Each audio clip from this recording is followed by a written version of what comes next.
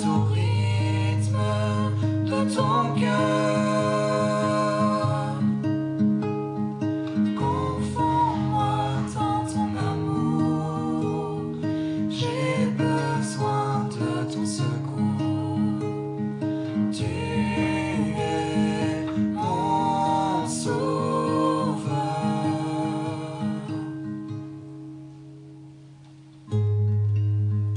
Je t'ai trouvé ce jour où j'ai tenté d'abandonner dans le noir, sans espoir. Je sentais que tout mon être lâchait. Et tu m'as dit, dès aujourd'hui, tu vivras en paix et délivré. Tu es venu, toi la lumière, m'éclairer là dans l'obscurité. Je veux vivre à tes pieds, mon sauveur. Que ma vie soit le reflet de ton cœur. Plus rien ne nous entoure si ce n'est ton amour.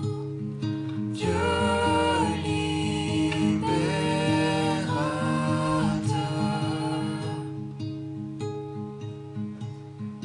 Plus rien ne nous entoure si ce n'est ton amour. Car tu es le Dieu, oui, tu es le Dieu libérateur. Pour moi, mon bonheur, c'est de m'approcher de Dieu. Je place mon refuge en toi, Seigneur éternel, afin de raconter tout ce que tu fais. Psaume 73, verset 28, la Bible.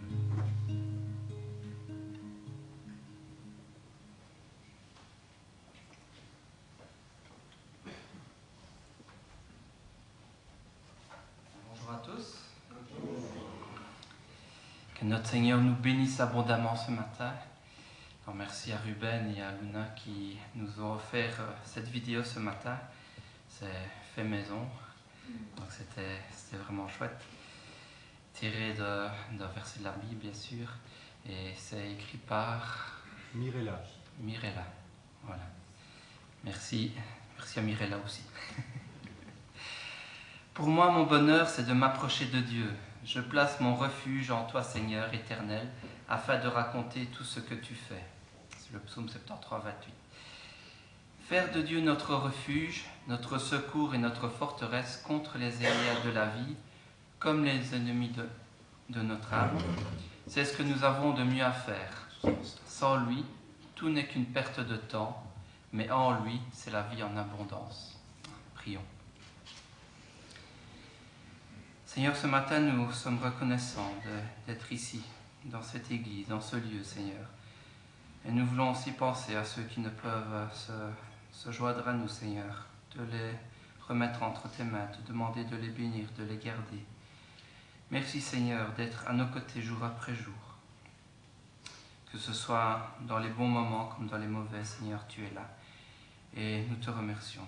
Merci, Seigneur, de bénir aussi ce culte ce matin, qu'il te soit comme un parfum de bonne odeur, et que notre louange monte jusqu'à toi, Seigneur. Amen. Amen. Alors, avant de commencer, nous allons passer aux annonces. Alors, tout d'abord, demain, c'est pas marqué, hein, mais demain à 10h, on débute les travaux dans la cuisine. Enfin. Alors, tous ceux qui désirent venir donner un coup de main sont les bienvenus. Maggie et Daniel se sont aussi proposés de préparer des sandwichs. Alors, pour savoir combien ils vont en préparer, ils aimeraient aussi savoir combien nous serons. Alors, est-ce que vous avez déjà réfléchi suite au mail que je vous ai envoyé cette semaine? Et qui serait déjà présent demain? Alors, je lève déjà la main. Pour vider, pas de problème. 1, 2, 3, 4, 5, 6, 7, 8, 9. Je crois qu'il y en a encore 10. Bon, on devrait être une petite quinzaine. Voilà. Alors, mardi, étude biblique à 19h30 chez Liel, comme on a notre habitude. Jeudi, réunion de prière à l'église. Et alors, à partir de jeudi dernier, on a recommencé les réunions de prière chez les frères et sœurs. Alors, on va commencer avec une fois sur 2. Donc, cette semaine, ça sera à l'église. La semaine prochaine, ce sera chez quelqu'un d'autre. Je n'ai pas la liste ici. Chez Piotr et Véro. Voilà. Alors, samedi prochain, il y a aussi une journée de formation à l'évangélisation. Donc, c'est suite à la proposition d'évangélisation au mois d'octobre. Et la formation se fait dans la région liégeoise, dans l'église de Liège, rue Denis, donc chez le pasteur Jean-François Lequeux, que tout le monde connaît, ou la plupart. Alors, nous devons prendre notre casse-croûte pour ceux qui veulent participer, mais le café est offert. Voilà. Donc, ceux qui veulent plus de renseignements, j'ai les infos quelque part ici, je pense. Vous pouvez venir me trouver juste après le culte et je vous donnerai plus d'infos. Sinon, vous les avez reçus par email. Voilà. Vous les avez reçus par email ce matin. Voilà. Alors, la formation sera donnée entre autres par Marc Van de Waar, par Daniel Liebrecht, le pasteur de Oui, par Naïm de l'église de Jean-François Lequeux, par Daniel Costanza des églises charismatiques et Philippe Bress. Je ne me rappelle pas qui c'est. Voilà. Alors de mercredi à samedi aussi, Eliel sera en Italie pour une réunion avec Teen Challenge et les églises là-bas. Donc gardons-le dans nos prières ainsi que l'équipe qui partira là-bas et leur voyage, pour que le voyage se passe bien. Il y a aussi la convention des APEB. Donc cette semaine, on a reçu les annonces. Le samedi 16 septembre, nous fêterons les 75 ans du camp de Genneval. Les camps de Genneval ont marqué de nombreuses générations, dont la mienne, pour préparer cet événement. Et je me tourne vers Daniel aussi, qui était responsable pendant tout un temps. Alors pour préparer cet événement, nous avons besoin de vos témoignages, de vos souvenirs, de vos anecdotes vécues lors des camps de Genneval. Vous pouvez les raconter par écrit, par vidéo, ou nous envoyer des photos souvenirs. Alors par mail, campgenneval@hotmail.com, par courrier au Corps des Taillis, rue Roi-Baudouin, non, c'est l'adresse de Philippe, là. 12 place Roi-Baudouin à Boisdène, ou bien par Messenger sur la page Facebook des camps. Et alors il y a aussi un Drive, donc c'est un espace web sur lequel on peut déposer des fichiers. Voilà, je vous enverrai aussi le mail si ce n'est pas déjà fait. Voilà. Et alors il y a encore tous les camps qui sont affichés ici en bas au Val pour ceux qui veulent, notamment le camp des 50 et plus qui est encore disponible si je ne me trompe pas. Voilà, est-ce que quelqu'un a d'autres annonces que je n'aurais pas connaissance? Non. Alors je vous invite à ouvrir votre Bible dans les psaumes. Alors le Seigneur ne fait rien au hasard. Hier matin, notre frère Jean nous a partagé un texte parlant de se mettre sous la protection du Seigneur, d'être sous son aile. Et hier en fin de journée, c'est Ruben qui nous a envoyé le chant. Et alors ce matin, je vous propose de lire ou de relire en tout cas le psaume 91, des versets 1 à 2.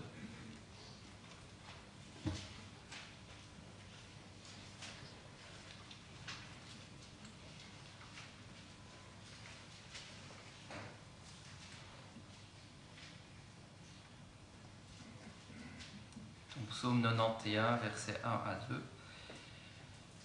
Celui qui habite sous l'abri du Très-Haut repose à l'ombre du Tout-Puissant.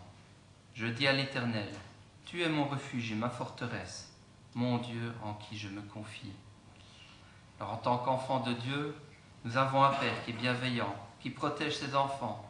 Et plus loin dans le texte, il est même dit qu'il envoie ses anges pour protéger celui qui fait du Très-Haut son abri, afin qu'il ne trébuche pas.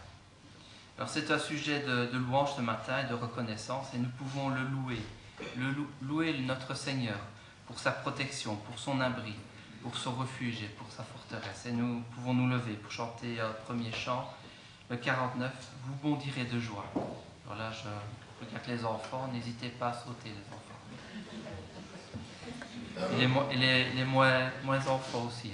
On est tous enfants de quelqu'un.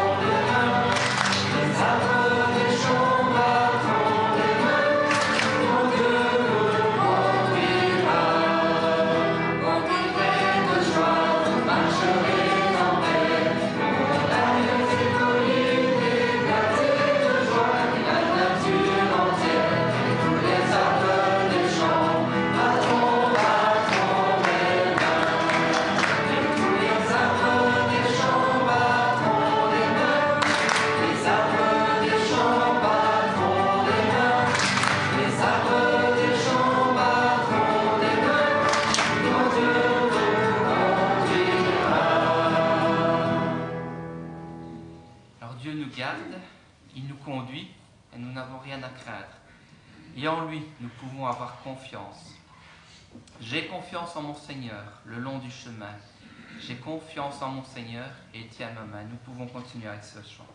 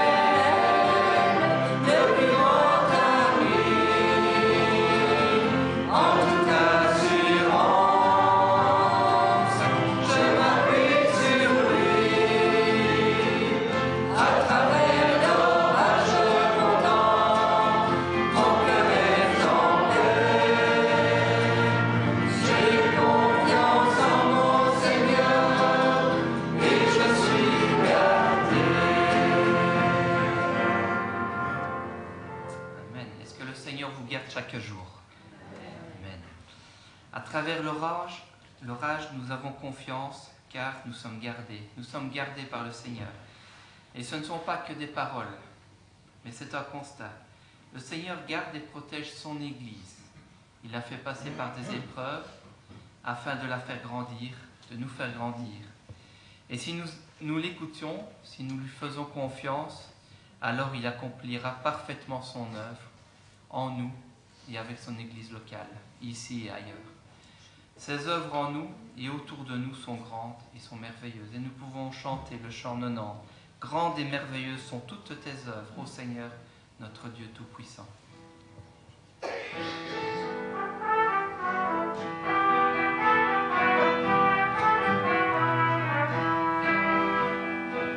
Grandes et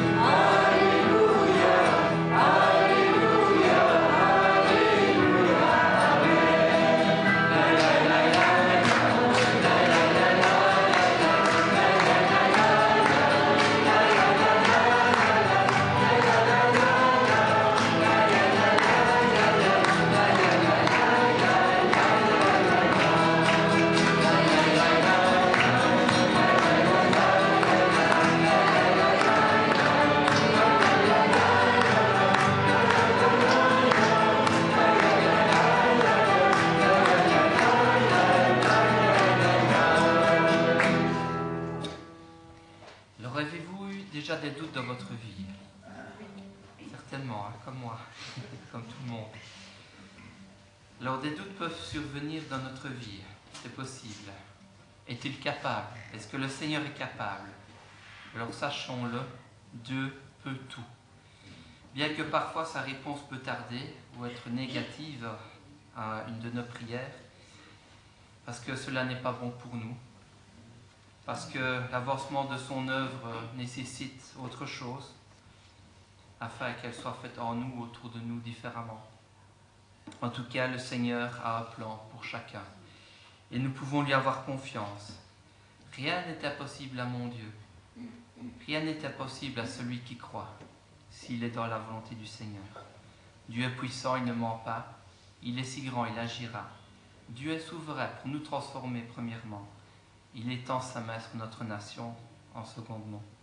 Alors nous pouvons louer notre Seigneur parce qu'il peut tout et il peut faire tout selon son désir. Le numéro 140.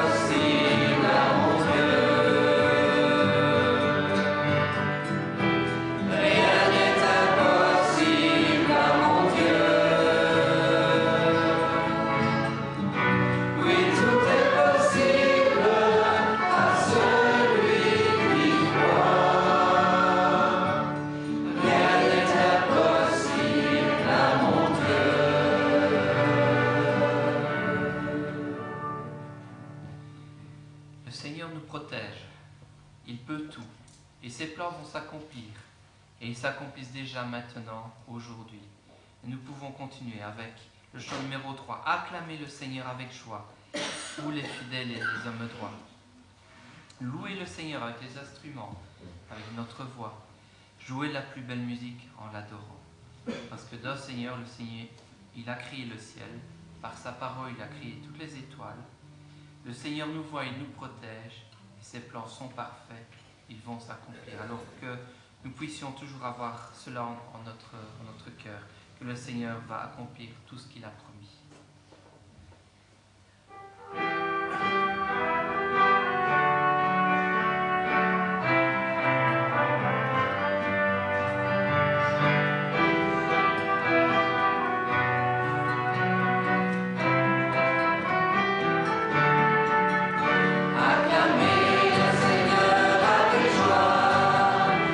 Fidèles et vous les hommes droits,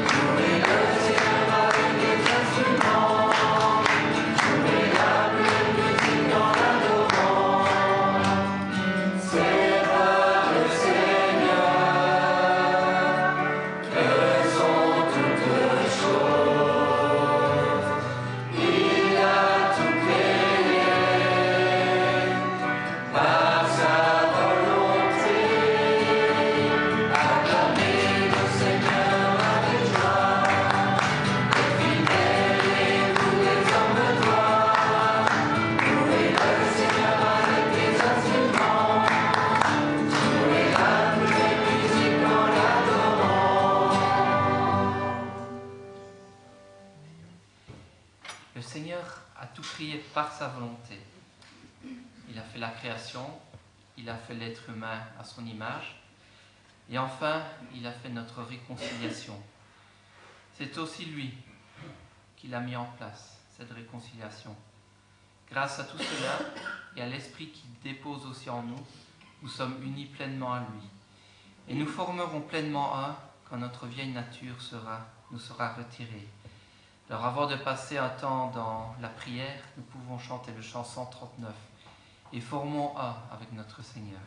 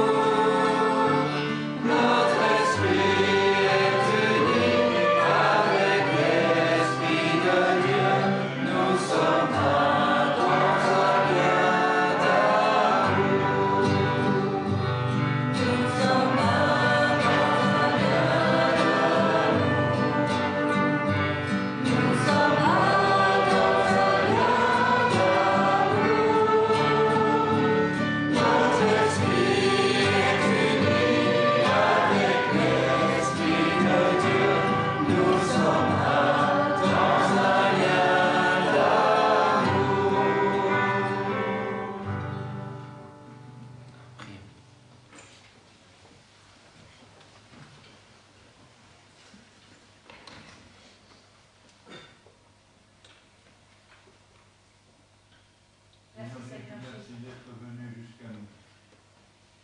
Merci d'être venu pas pour les bien portants. Merci d'être venu pour les malades, pour leur apporter la guérison. Merci d'être venu pas pour nous juger, et pour nous condamner, mais pour nous sauver, pour nous justifier. Merci Seigneur d'avoir accepté le supplice de la croix, pour que nos péchés soient pardonnés et que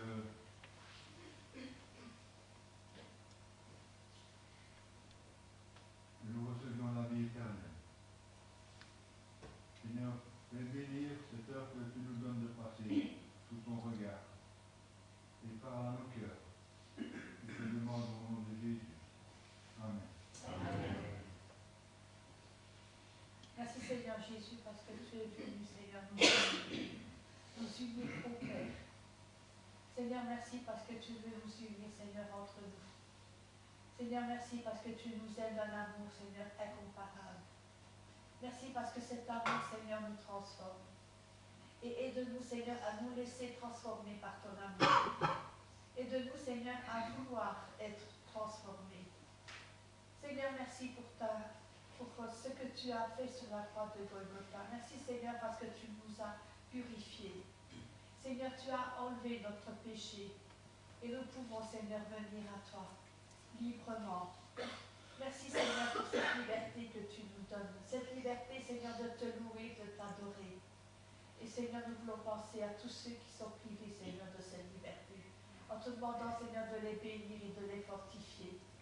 Seigneur, merci pour cette grâce que tu nous as faite. Et Seigneur, nous savons que ce n'est pas quelque chose que nous avons mérité.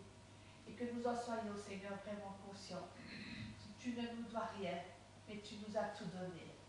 Seigneur, merci pour tout ce que tu as fait. Au nom de Jésus. Amen. Amen.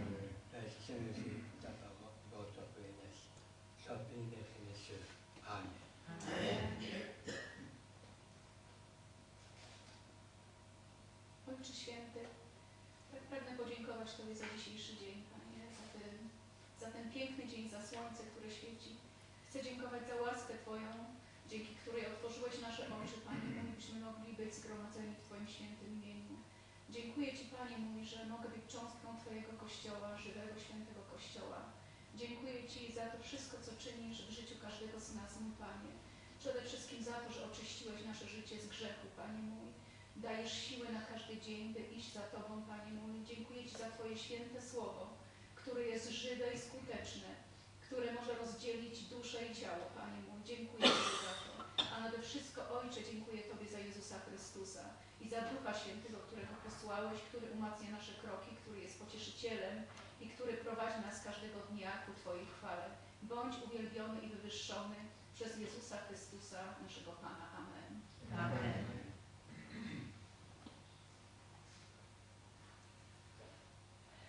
Seigneur, merci pour ce privilège que nous avons d'être là, devant toi. Seigneur, parce que nous savons que tu es au milieu de nous. Et Seigneur, merci car tes promesses sont certaines. Et Seigneur, nous pouvons puiser dans ta parole pour chaque jour. Il y a un mot, une phrase, un verset qui peut nous parler, qui nous dit que tu es là, que tu es toujours présent pour nous soutenir, pour nous bénir. Merci Seigneur. À ton nom soit la gloire. Amen. Amen.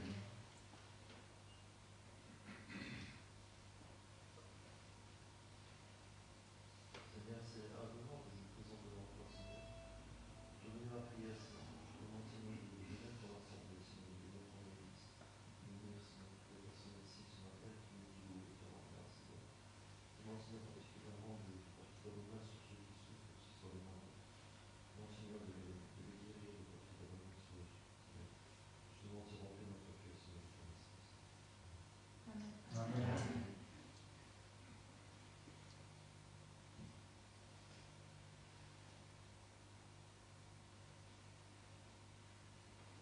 Seigneur notre Dieu, quand nous contemplons cette créature que tu as formée par ta parole,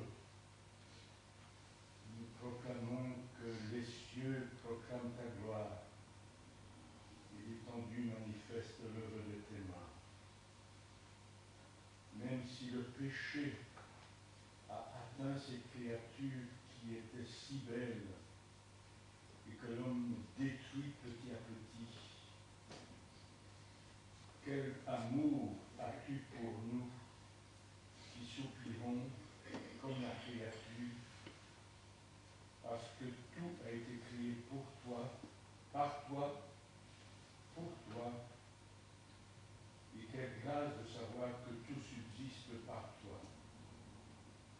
Tu aurais pu anéantir toutes choses, anéantir cette créature que tu avais faite à ton image. Mais dans ta grâce, tu as tendu ta main vers nous, vers des pécheurs rebelles, parce que ton désir c'était d'être avec les fils des hommes, et ton désir c'était de nous réconcilier avec toi. Quand nous nous regardons nous-mêmes, nous pouvons dire comme David autrefois, je te loue de ce que je suis une créature si merveilleuse. Et elle est si merveilleuse qu'il suffit qu'il y ait dans notre corps un grain de sable pour que tout soit déréglé. Et nous te bénissons parce que tu nous soutiens, tu nous guéris, tu déposes dans nos cœurs ta paix lorsque nous passons par des moments de difficulté et des moments de souffrance. Nous considérons ainsi donc, autant de Père, tes œuvres qui sont belles, qui sont grandes, qui sont merveilleuses. Mais parmi toutes celles-ci, il y en a une qui dépasse notre raisonnement.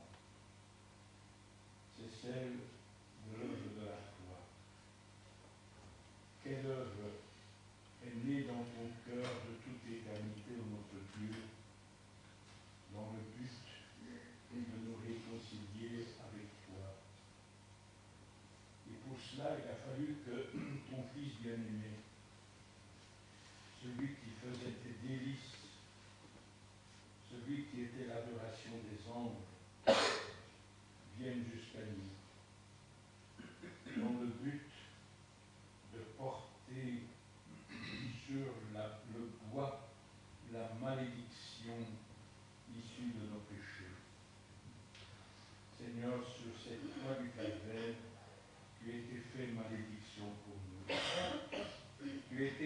serpent d'airain élevé sur la perche.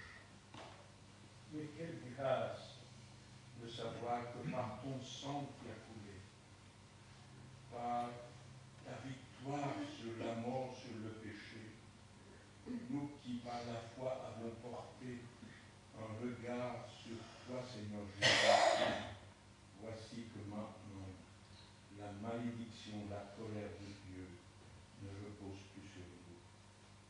Et nous pourrons par grâce lever les yeux vers une éternité de bonheur. Alors oui, Seigneur, tes œuvres sont grandes, sont merveilleuses, mais nous célébrons l'œuvre de la croix, le triomphe du tombeau, ton élévation à la droite de la majesté divine, et nous proclamons, Seigneur, que tu reviens bientôt. À toi soit la gloire pour toujours, au nom de Jésus. Amen. Amen.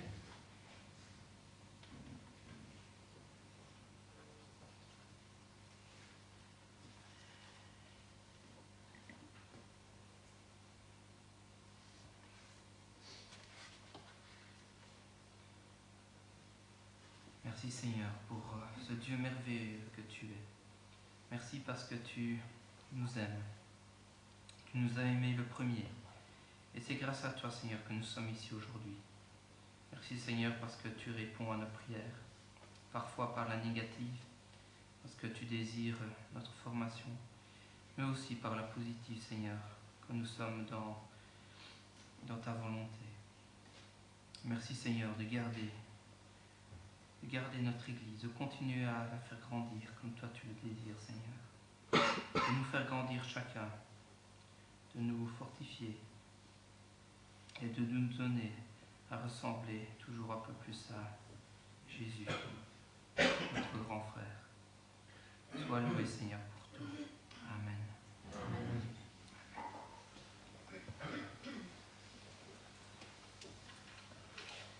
Alors le lien d'amour que le Seigneur a mis dans nos cœurs, c'est grâce à Christ qui s'est donné pour nous sur le mont du Calvaire. Alors avant de passer à la Sainte Seine, je vous invite à chanter le chant numéro 130 de À toi la gloire, sur le mont du Calvaire. Et nous pouvons nous lever pour chanter ce chant. Amen.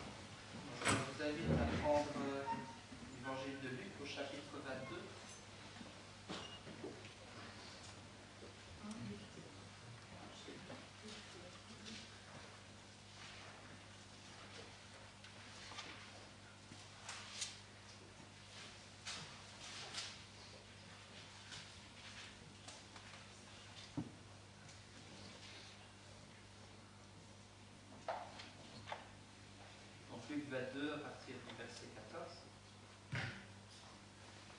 Quand l'heure fut venue, il se mit à table avec ses bouillies, apôtres, et il leur dit, j'ai vivement désiré manger cette Pâque avec vous avant de souffrir, car je vous le dis, je ne la mangerai plus jusqu'à ce qu'elle soit accomplie dans le royaume de Dieu. Puis, il prit une coupe, remercia Dieu et dit, prenez cette coupe et partagez-la entre vous. Car je vous le dis, désormais je ne boirai plus du fruit de la vigne jusqu'à ce que le royaume de Dieu soit venu. Ensuite, il prit le pain et après avoir remercié Dieu, il le rompit et leur donna en disant, ceci est mon corps qui est donné pour vous. Faites ceci en souvenir de moi. Après le souper, il prit de même la coupe et la leur donna en disant, cette coupe est la nouvelle alliance en mon sang qui est versée pour vous. Alors chaque semaine, nous nous réunissons. Chaque semaine, nous nous rencontrons. Nous rencontrons les frères et les sœurs. Nous lisons la parole. Nous méditons. Nous prions, nous louons Dieu. Et cela pourrait s'arrêter là. Pourtant, le Seigneur a désiré que nous commémorions régulièrement ce repas en sa mémoire. Le Seigneur connaît le cœur de l'homme, il connaît notre mémoire qui est souvent très courte. Avec le temps, sans rappel du sacrifice de la croix, peut-être que plusieurs oublieraient la raison de leur présence parmi les frères. Comment ils en sont venus à se convertir? Seule une idée vague et amoindrie du sacrifice resterait en mémoire. Mais Christ a souffert énormément. Et au travers de ces gestes que nous reproduisons, nous pouvons nous rappeler plus précisément des souffrances et de l'incroyable geste que notre Dieu a eu envers nous.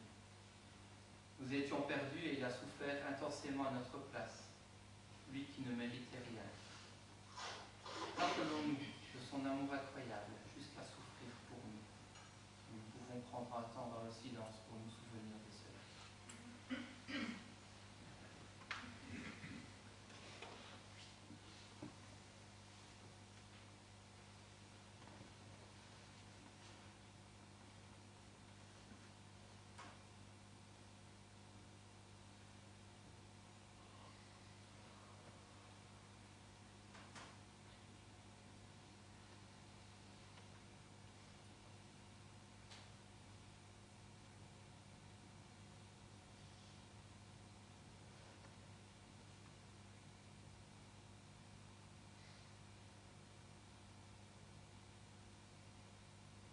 Seigneur, merci pour ces souffrances que tu as eues à notre place.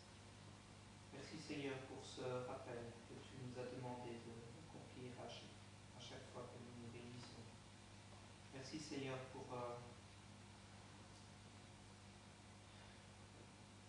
ces souffrances, Seigneur, que tu ne méritais pas et que nous méritions, Seigneur. Merci de nous avoir donné ce sacrifice afin que nous soyons réconciliés avec le Père. Amen. Non, j'invite tous ceux qui sont passés volontairement par les eaux du baptême, par obéissance au Seigneur, à se lever pour faciliter la distribution.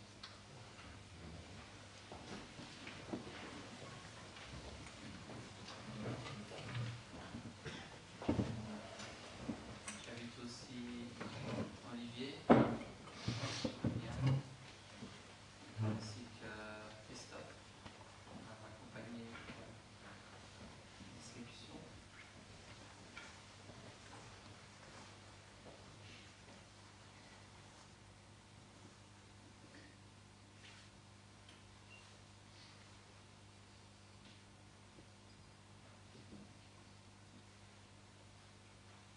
En effet, j'ai reçu du Seigneur ce que je vous ai transmis.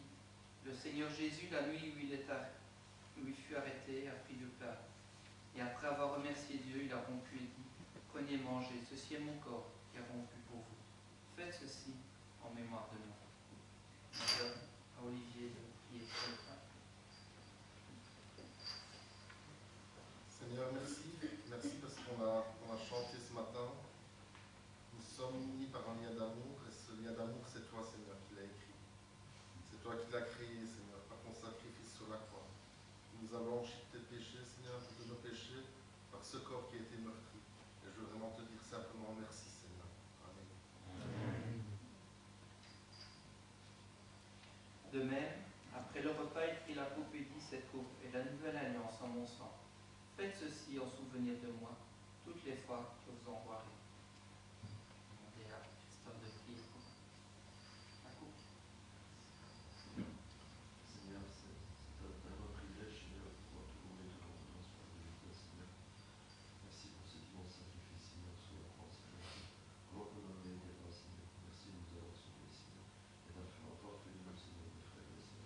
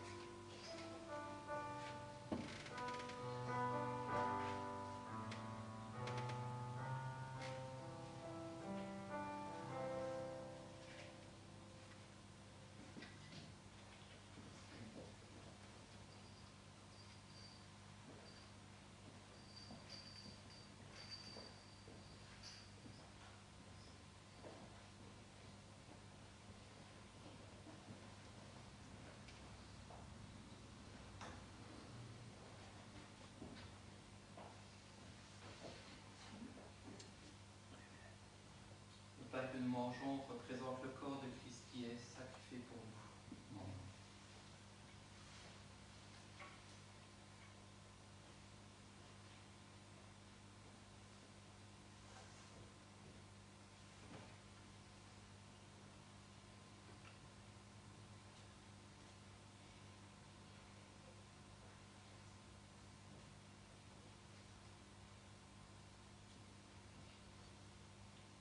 De même, la coupe que nous partageons représente le sang de Christ qui est coulé pour nous.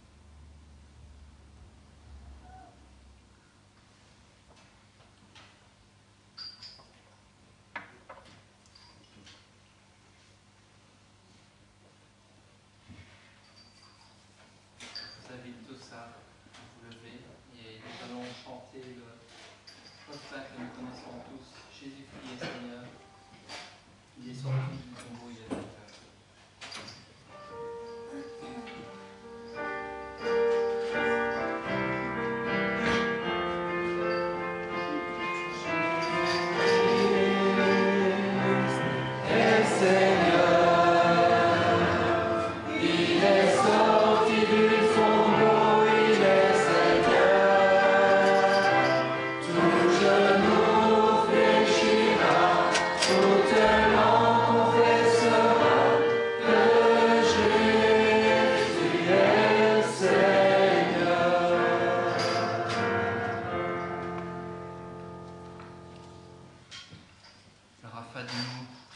À recevoir le message, je vous invite aussi à chanter le chant numéro 1 dans nos recueils.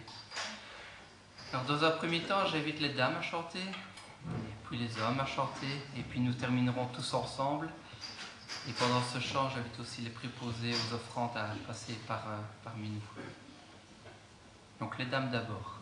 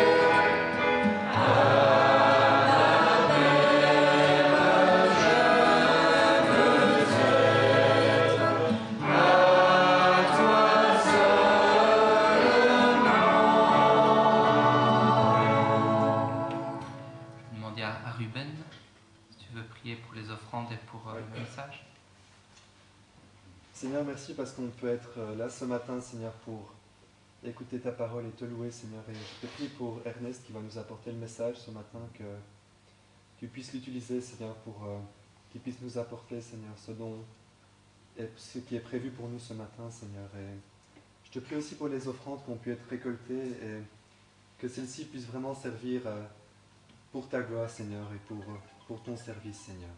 Amen. Amen. Alors Ruben nous avait dit qu'il repartait déjà aujourd'hui. Voilà, là il repart pour un bon moment pour travailler cette fois-ci. Alors profitons de sa présence encore après le culte. Et on te souhaite bonne chance en tout cas. Merci.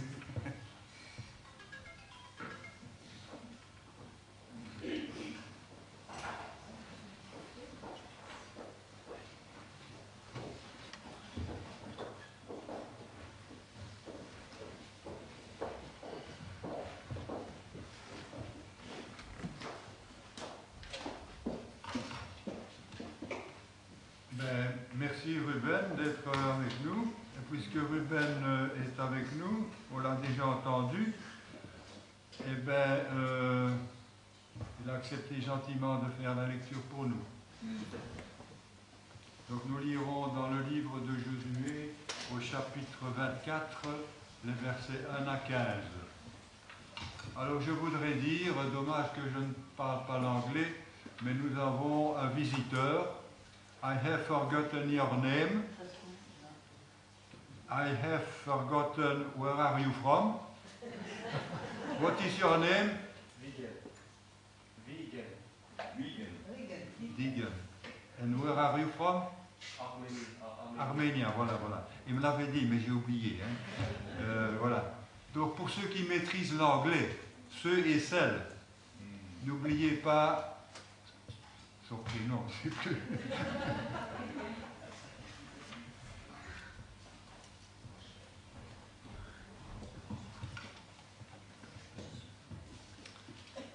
Alors c'est Josué 24, 1 à 15.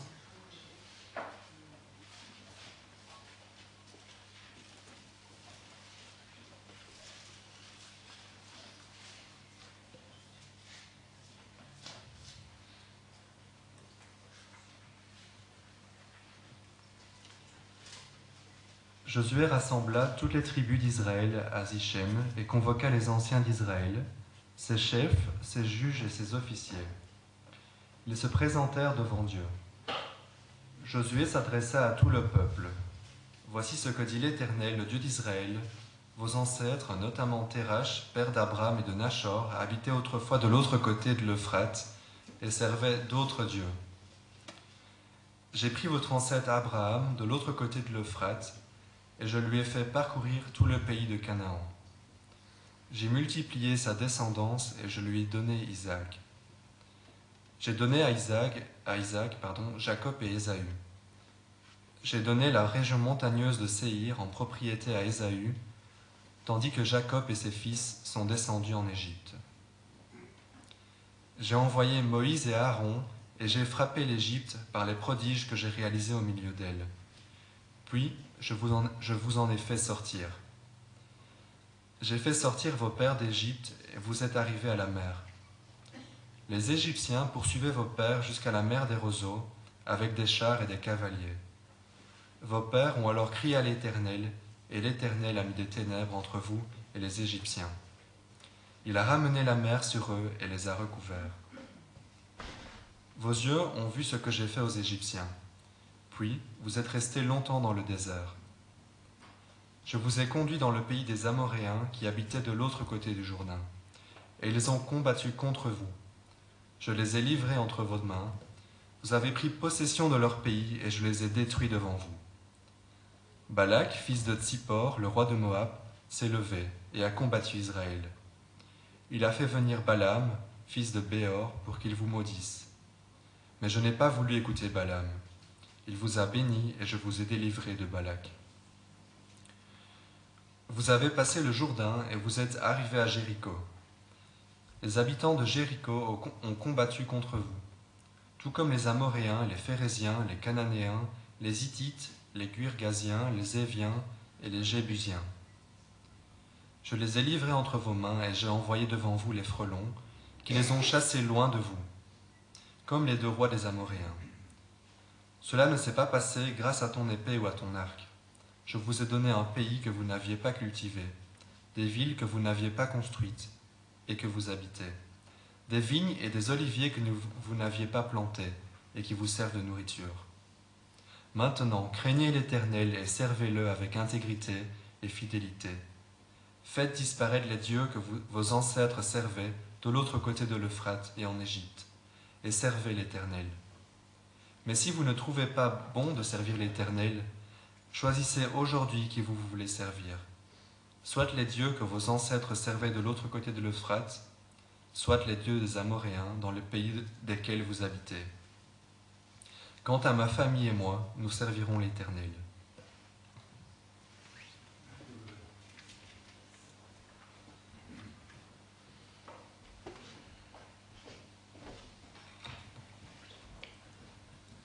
Seigneur, nous te demandons, ouvre nos yeux pour comprendre les merveilles de ta loi et pour aligner notre vie sur ta loi. Amen.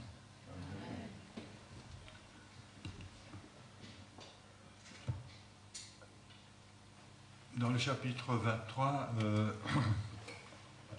Josué avait déjà fait un résumé de l'histoire d'Israël. Ici, il refait un résumé un peu plus long. Et ici, Josué remonte très loin dans le passé de l'histoire d'Israël. Il mentionne,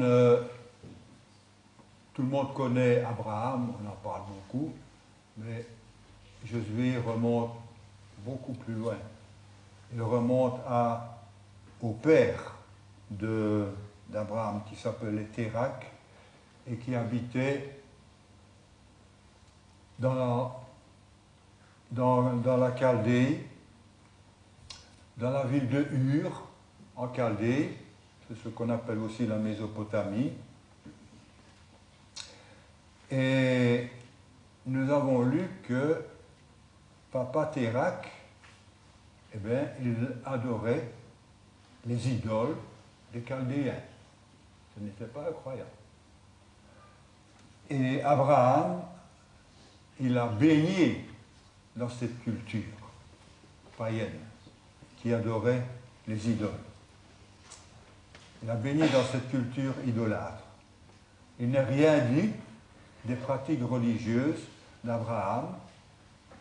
On ne saurait même pas dire s'il était moins idolâtre ou plus idolâtre que d'autres. En tout cas, ce qui est certain, c'est que Dieu n'a pas appelé un craignant Dieu. Dieu a appelé quelqu'un qui était un idolâtre. On ne sait pas non plus si Abraham avait conscience, plus ou moins fortement, de l'existence d'un autre Dieu, un Dieu autre que celui que les Chaldéens adoraient. Alors qu'est-ce que Josué veut dire par là? Josué veut dire aux Israélites que l'idolâtrie, ce n'est pas le propre ni des Chaldéens qu'ils ont quittés, ni des Cananéens dans le pays duquel ils sont venus vivre. Eux aussi, ils ont baigné dans l'idolâtrie. L'idolâtrie n'est pas le propre des Chaldéens et des Cananéens. Hélas, hélas, hélas, l'idolâtrie, elle est dans la nature de l'homme. L'idolâtrie fait partie de l'ADN de l'être humain. Et Josué veut dire par là que les Israélites, ils ne sont pas meilleurs que les Cananéens. Si nous écoutons ce que Dieu dit à Israël, son peuple, par exemple dans le livre de Deutéronome, au chapitre 9, juste quelques versets, chapitre 9, au verset 4, Dieu dit « Ne dis pas en ton cœur, c'est à cause de ma justice. Ce n'est pas à cause de ma justice que l'Éternel me fait entrer en possession de ce pays. » Et au verset suivant, au verset 5, le Seigneur répète « Non, ce n'est pas à cause de ta justice, ni de la droiture de ton cœur, que tu vas entrer en possession de ce pays. » Et au verset 6, on remet le couvert. « Reconnais donc que ce n'est pas à cause de ta justice que l'Éternel te fait entrer dans ce pays. Car tu es un peuple au cou raide. » Ce n'est pas à cause de tes qualités. Tu es quelqu'un de dur. Tu as la nuque raide. Tu ne veux pas plier. Tu n'écoutes pas facilement. Alors c'est pourquoi que Dieu fait entrer ce peuple au cou raide dans le pays découlant de lait et de miel. Eh bien, le Seigneur le dit en Deutéronome 7, verset 8. Mais c'est parce que je vous aime. Voilà. Vous n'en êtes pas digne à cause de la raideur de votre cou, de votre nuque, mais c'est parce que je vous aime. Ce n'est pas parce que vous êtes meilleur que les autres. Et nous avons de nombreux exemples de cela. Par exemple, en Genèse 31, là il faudrait remonter dans l'histoire d'Abraham, Isaac et Jacob. Mais en Genèse 31, c'est donc à la fin du séjour de Jacob chez son beau-père Laban, où il s'était enfui après avoir volé le droit d'aînesse de son frère Ésaü. Et qu'est-ce qui se passe dans le chapitre 31 de la Genèse? Eh bien, Laban est parti tondre les moutons. Le beau-père n'est pas là, ils ne s'entendent plus. Alors, c'est le bon moment. On va filer à l'anglaise, on ne dit rien, et on prend la fuite en traître. Mais qu'est-ce qu'elle fait, la belle Rachel, à ce moment-là? En Genèse 31, verset 19, il est écrit « Rachel vola les téraphins de son père. » C'était quoi les téraphins? C'était les idoles domestiques, c'était les dieux protecteurs de la maison.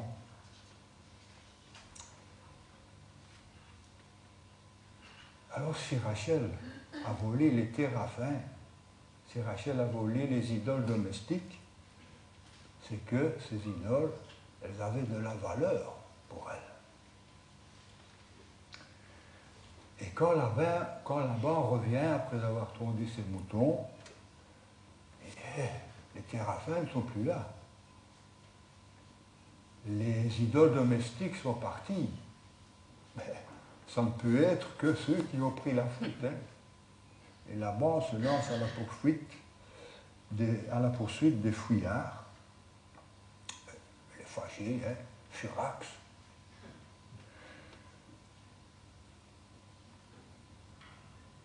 Alors, il questionne tout le monde, il fouille toutes les tentes et il ne voit personne. Il arrive près de sa chère fille, la belle Rachel, et Rachel, elle nie, hein, ce n'est pas elle. Et on ne sait pas sur quel ton elle a dit la chose. Hein. Mais Rachel s'était assise sur les idoles. Elle les avait mis en dessous de la selle du chameau.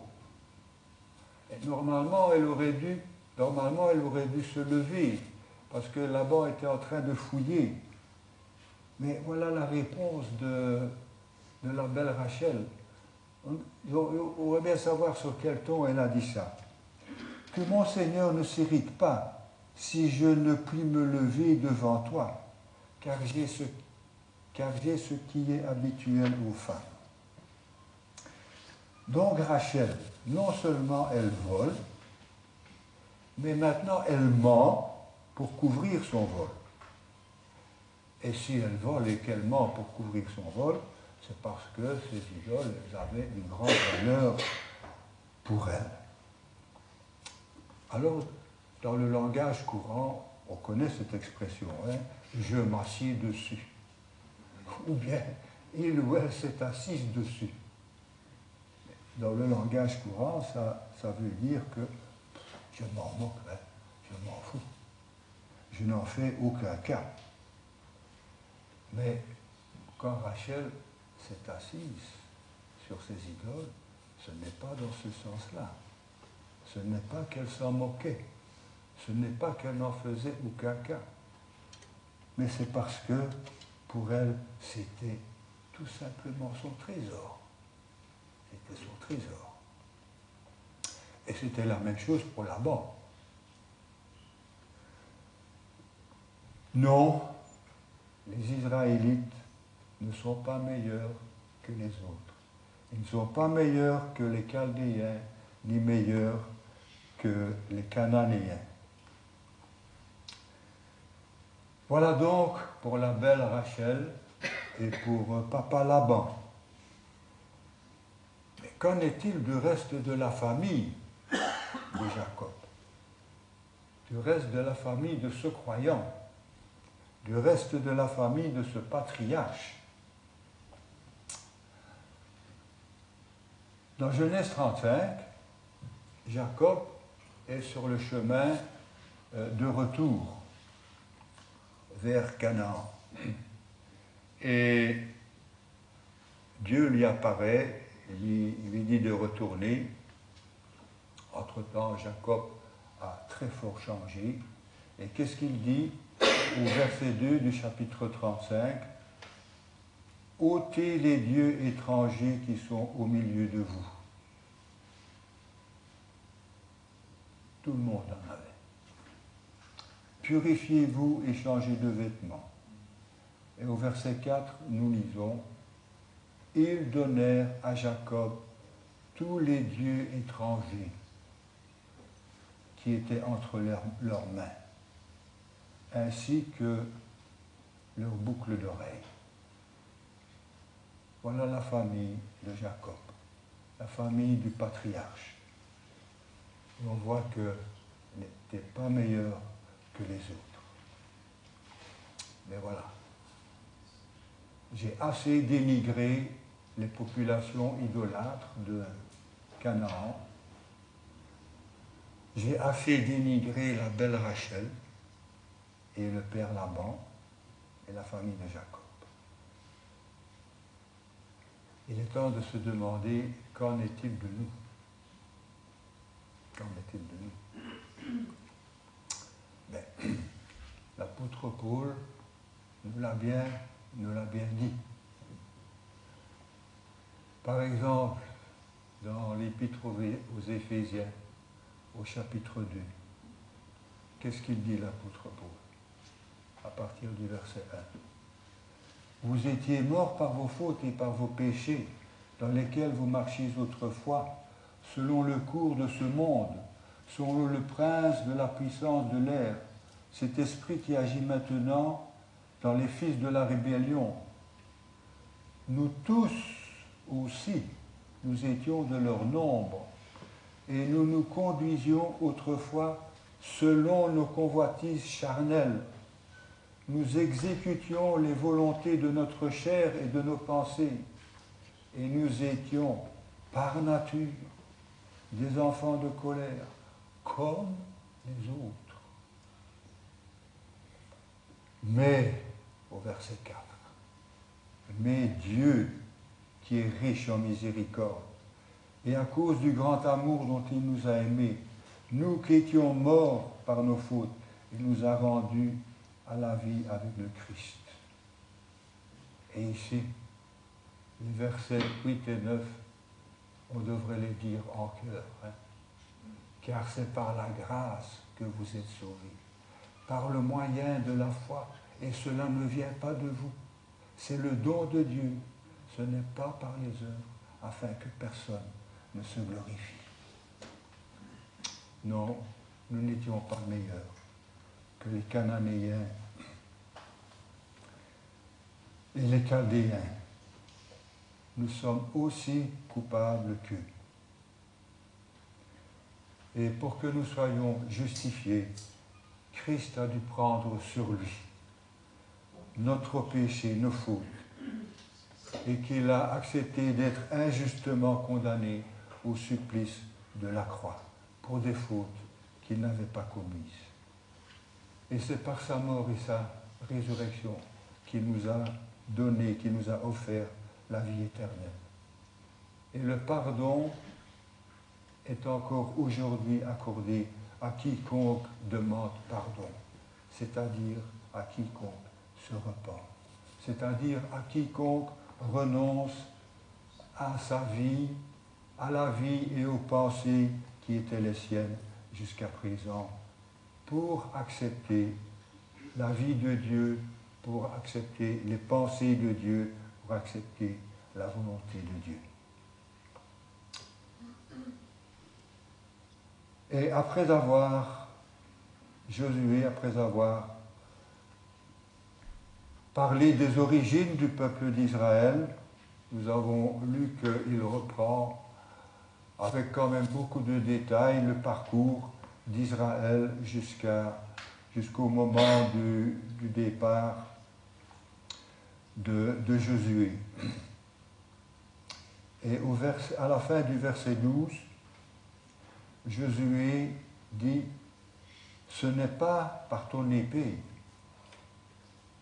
ni par ton arc. » Et ici Josué parle de la conquête de Canaan. Ce n'est pas grâce à ton épée, ni grâce à ton arc que tu as pu conquérir le pays de Canaan. C'est moi qui te l'ai donné. Et nous pouvons transposer cela dans le domaine du salut. Le prophète Zacharie, au chapitre 4, et dans la deuxième partie du verset 6, il dit « Ce n'est ni par la puissance ni par la force, mais c'est par mon esprit, dit l'Éternel des armées. » L'apôtre Paul nous dit clairement, et en des mots compréhensibles de tous, que le salaire du péché, c'est la mort. Mais le don gratuit de Dieu, c'est la vie éternelle en Jésus-Christ. Posséder Canaan, c'était un cadeau que Dieu faisait, offrait à Dieu.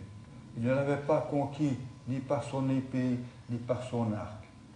Et le pardon que Dieu nous offre, le pardon de nos péchés et le cadeau de la vie éternelle, ce n'est pas à cause de nos qualités, mais c'est par pure grâce. C'est un cadeau que Dieu nous a fait. Alors dans ce chapitre, il y a beaucoup de choses intéressantes à retenir, dont on pourrait parler, mais on ne saurait pas tout voir. Hein. Donc, on prend des raccourcis. Et à partir du verset 14 de Josué 24,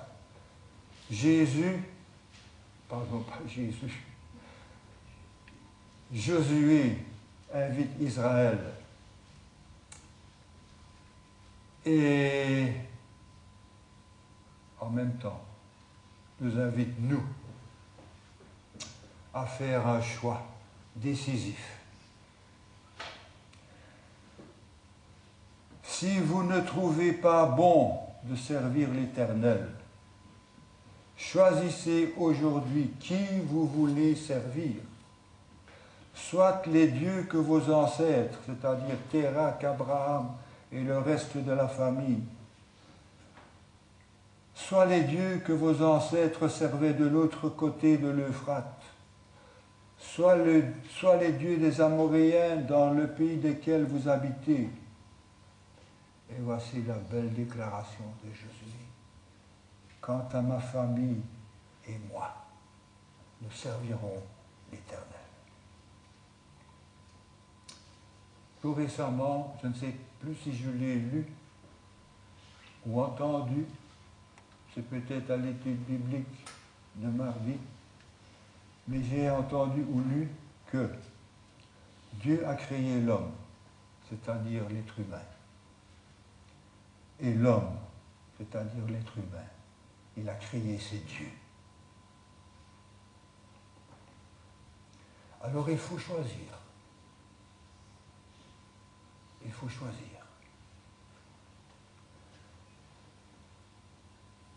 Est-ce qu'on choisit le Dieu créateur de toutes choses? ou bien est-ce que nous choisissons les dieux que nous nous sommes créés, les dieux que nous nous créons? Choisissez aujourd'hui qui vous voulez servir. Quant à moi et ma maison, nous servirons l'Éternel. C'est un bon texte, hein? C'est un texte qui est parfois repris sur le faire-part de mariage. Et c'est magnifique.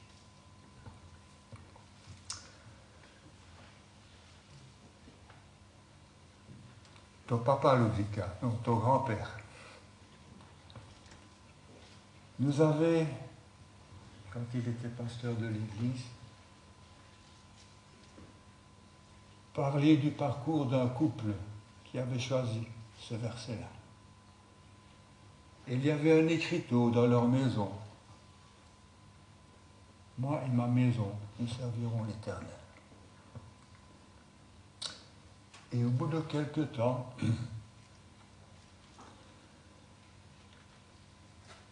l'épouse s'est rendue compte que ce n'était plus vrai. Alors elle a retourné le cadre.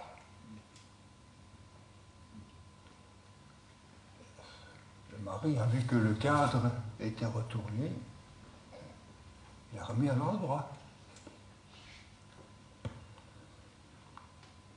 Après quelque temps, le cadre est de nouveau à l'envers. Ça s'est représenté 2-3 fois.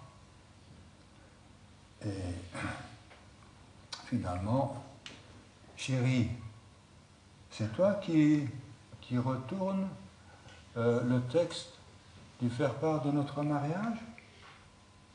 Oui, oui. Et quoi? Tu n'aimes plus ce verset-là? Si. Mais ce n'est plus vrai chez nous. Ce n'est plus vrai.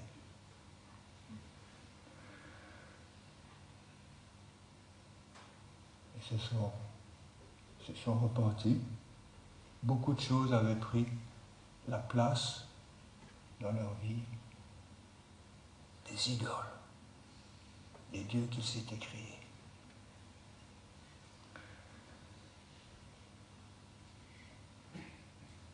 Je ne sais pas combien de chrétiens ont fait cette promesse. Je ne sais pas non plus combien de chrétiens ont tenu cette promesse. Pour moi, ça n'a pas marché. Pour moi, ça n'a pas marché.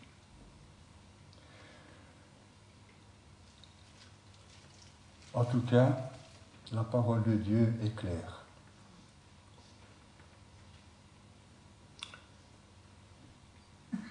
En 2 Corinthiens 5, verset 15, il est dit « Si Christ est mort pour tous, c'est afin que ceux qui vivent ne vivent plus pour eux-mêmes, mais pour celui qui est mort et ressuscité pour eux. »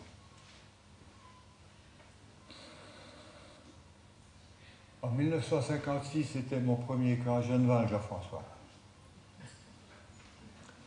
Et le thème du camp, c'était ce texte-là. Sauvé pour servir. Sauvé pour servir. En 1 Thessaloniciens, au chapitre 1, les versets 9 et 10, l'apôtre Paul fait l'éloge des Thessaloniciens qui quoi? Qui s'étaient tournés vers Dieu en abandonnant les idoles pour servir le Dieu vivant et vrai, et pour attendre du ciel son Fils qu'il a ressuscité, Jésus, celui qui nous délivre de la colère à venir. Ça veut dire que le Seigneur ne nous a pas rachetés de notre vaine manière de vivre pour attendre béatement que les choses se fassent, que les choses se passent, que la cuisine se fasse toute seule.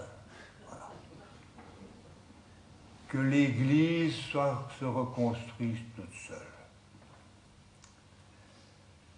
Sauver pour servir. C'est le mot d'ordre de toute la vie de chaque enfant de Dieu.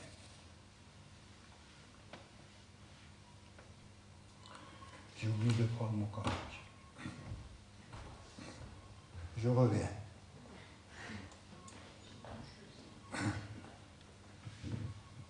Dans le cantique numéro 127, qu'on aime chanter, il y a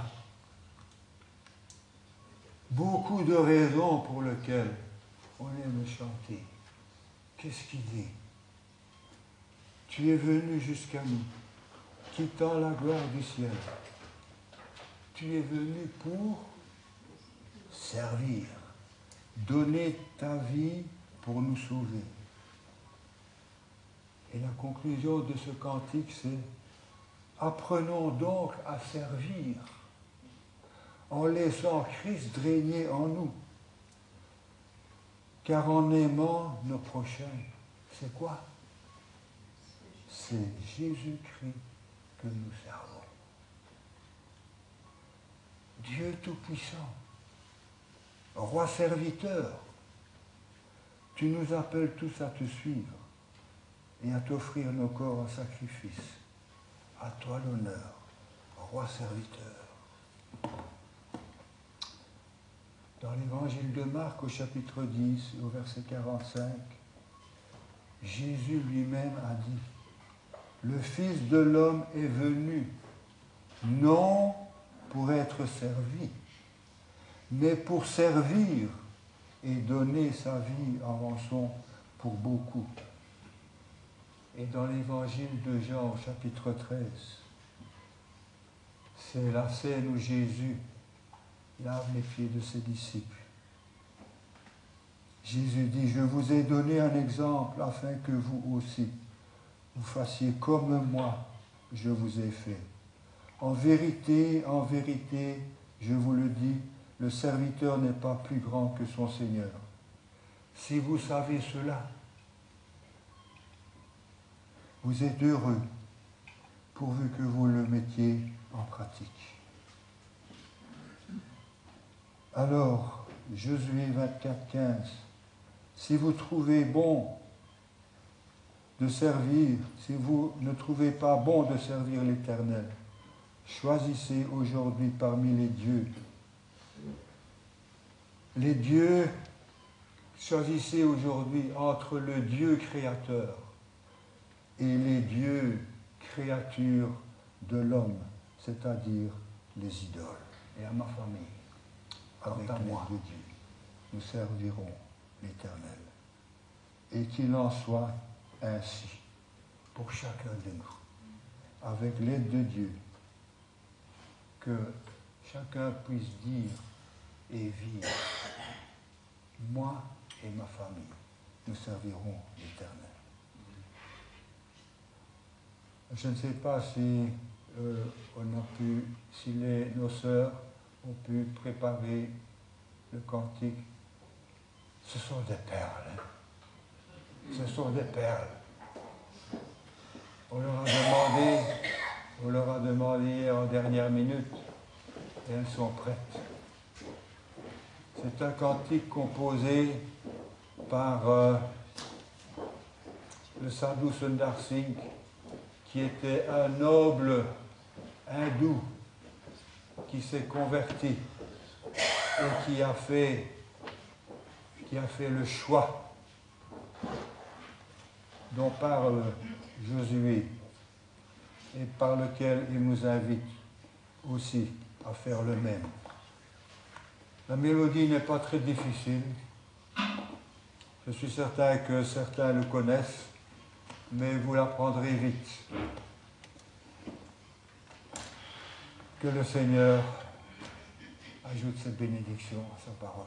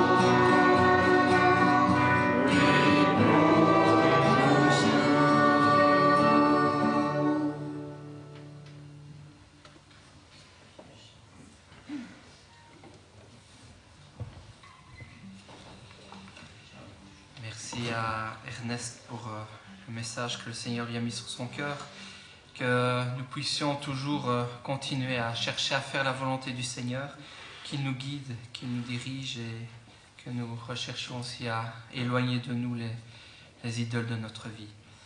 Je vous invite à terminer avec un autre chant, le chant 61. Tout joyeux bénissons le Seigneur. Et c'est un sujet de louange que nous pouvons avoir, d'être appelés enfants de Dieu, de pouvoir nous éloigner du péché et de le suivre parce qu'il est toujours avec nous jour après jour. Alors chantons tous joyeux ce chant.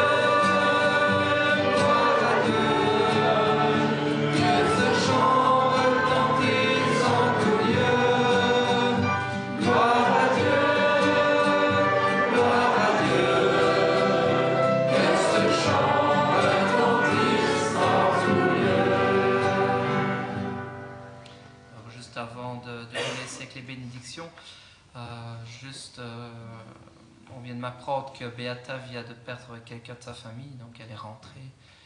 Et je pense qu'il serait bon compris pour elle, pour que le Seigneur la soutienne dans ces moments difficiles. Demander à Ernest si tu veux bien. Seigneur notre Dieu, nous nous tournons encore vers toi en ce moment difficile pour notre sœur Beata, pour ton enfant. Seigneur, tu connais les circonstances, tu connais la sensibilité de chacun d'entre nous,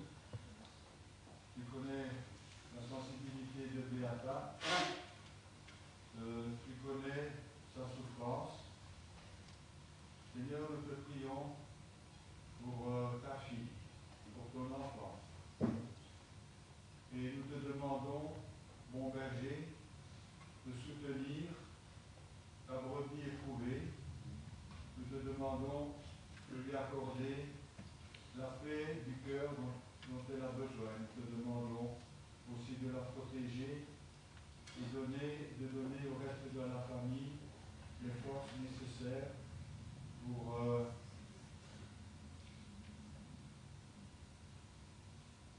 pour ce moment difficile de leur vie. Nous te demandons au nom de Jésus. Amen. Amen. Je vous laisse avec les paroles de bénédiction de l'apôtre Paul aux Corinthiens. Au chapitre 13 de 2 Corinthiens, nous lisons ceci. Pour le reste, frères et sœurs, soyez dans la joie, travaillez à vous perfectionner, encouragez-vous, vivez en plein accord dans la paix, et le Dieu d'amour et de paix sera avec vous. Que la grâce du Seigneur Jésus, l'amour de Dieu et la communion du Saint-Esprit soient avec vous tous.